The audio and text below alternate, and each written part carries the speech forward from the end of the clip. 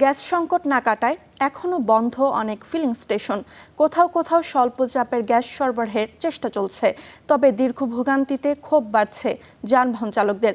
আরপিজিসিএল বলছে ৫ আগস্ট সকালে টার্মিনালের আংশিক মেরামত শেষে মিলতে পারে ২৫ কোটি ঘনফুট গ্যাস। গত ২০ দিন ধরে চলা গ্যাস সংকটের কিছুটা সমাধান আগস্টের ১-২ তারিখের মধ্যে পাওয়ার আশ্বাস দিলেও এখনও গ্যাস সংকটে ভুগছে সিএনজি ফিলিং স্টেশনগুলো। রাজধানী জুড়ে ফিলিং স্টেশনগুলো ঘুরে কোথাও গ্যাস নাই সাইনবোর্ড, আবার কোথাও গ্যাস সরবরাহ হচ্ছে স্বল্প চাপে। টানা ভোগান্তিতে গাড়ি বসিয়ে রাখতে হচ্ছে দিনের প্রায় অর্ধেক সময়। আয় রোজগার কমে গেছে ভাড়ায় চালিত গাড়ি ও থ্রি হুইলার চালকদের। দিনের পর দিন ক্ষোভ বাড়ছে গাড়ি চালকদের। গ্যাস ঢুকবো ৩,০০০ টাকার, এখন ১,০০০ টাকা কেনার সন্দেহ আছে। সরকার তেলেও বাজেট নাই, গ্যাসও সমস্যা, গাড়ি চালান যেত না। মানে এই বলতে হলে আমরা ড্রাইভাররা হলো দোষ। সরকার কি দেয়, কই দেয়? এই যে সকাল ৬-৭টা বাজে সিরিয়াল দিচ্ছে, কই দেয়, কি দেয়?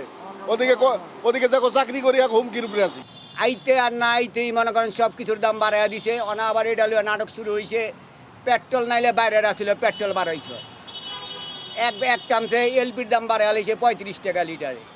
তার মানিটা কি, দেশটা কি মগের মূল্য? এদিকে আরপিজিসিএল বলছে এলএনজি টার্মিনাল মেরামতে কাজের কিছুটা অগ্রগতি হয়েছে। ৫ আগস্ট সকালে মিলতে পারে ২৫ কোটি ঘনফুট গ্যাস। আশা করতেছি আমরা আগামীকাল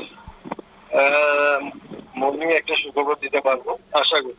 আর সবকিছু যদি ঠিকঠাক মতো চালিয়ে যায়।